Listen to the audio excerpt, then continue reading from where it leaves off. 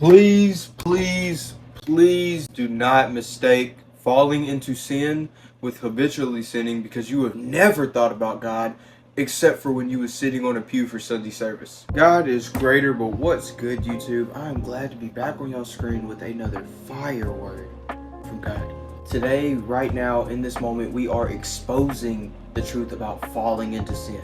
What it is, what it isn't, who it happens to, why it happens. And honestly, the best example the Bible gives in just 9 verses is in Matthew 14, 22 through 31. Please bear with me because verses 22 through 35 is really just for the context for those of you who don't really know the story that well. But this is right after Jesus just got done feeding the 5,000 people, or 5,000 plus because it was women and children, with like a few pieces of fish and bread.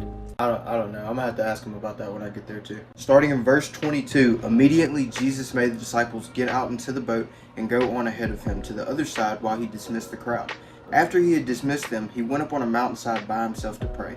Later that night he was there alone, and the boat was already a considerable distance from the land, buffeted by the waves because the wind was against it. Shortly before dawn, Jesus went out to them walking on the lake. When the disciples saw him walking on the lake, they were terrified. "It is a ghost," they said, and cried out in fear. I'm not really sure why they thought it was a ghost, considering they was with someone who heals paralytics and feeds 5,000 people with just a little bit of fish, a little bit of bread, and literally cast out demons. Hey, it wasn't me on the boat, so what do I know? I don't know what I'm talking about. Now please pay attention because we are at the top of the roller coaster and I really need you guys to hear this. Verse 27, but Jesus immediately said to them, "Take courage, it is I, don't be afraid." "Lord, if it's you," Peter replied, "tell me to come to you on the water." "Come," he said. Then Peter got down out of the boat, walked on the water, and came toward Jesus. So here in 28 and 29, Peter, having known Jesus, is able to walk on the water because of his faith in him. But notice how Peter has to have known Jesus for this to happen. There are people out there maybe watching this video that don't know Jesus and don't know the things that they can do in this life because of him. Literally, if we had the faith of a mustard seed, we could move mountains. Verse 30, but when he saw the wind, he was afraid, and beginning to sink, cried out, "Lord, save me." Guys, Peter didn't fall in the water because he took the wrong step. Peter fell because he took his sight off of the one who was allowing him to walk on the water in the first place. My brothers and sisters, how many times do we fall because we take our sight off Jesus? The wind and the waves is going on around us. The chaos is going on around us. We start to see that more than we see God, and in that process, our faith lessens towards God, and we begin to sink into the chaos of life. When we are taking in the negativity of this life more than we are God's positivity, it's only one bad day or one unfortunate moment before we end up falling into sin. Now, the reason for the comment that I made in the first few seconds of this video,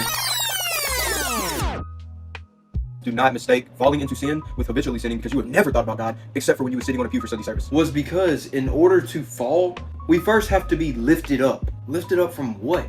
The chaos and the normalized mindset of this world. Romans 12:2 calls us to be transformed by the renewing of our mind, to not conform to the mindset of this world. But we can only be transformed by being a disciple of Christ and not just a believer.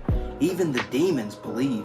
So to my brothers and sisters who have momentarily lost sight of Christ, or to the people who haven't made that transition yet of believer to disciple, let's go to verse 31. Immediately Jesus reached out his hand and caught him. "You of little faith," he said, "why did you doubt?" Guys, when Peter realized he was falling, he did not look up to Jesus and ask for help, and Jesus was like, "I think I'll let you suffer a little bit longer. You shouldn't have done that one." No. Immediately, Jesus reached out his hand and lifted Peter from the chaos of this world. Why would he not do the same for you? Whether you've never been lifted up or whether you just fell into sin. So going forward, the most important thing to note from all this is that we do not fall because our world around us is crashing down. We fall because we take our sight off God, and in that process, lessen our faith towards him to do miracles, and for him to take us out of circumstances that aren't to our favor, and him to be our savior and our rescuer, or just simply that it's all according to his plan in the first place, and that we don't have to worry. Peace.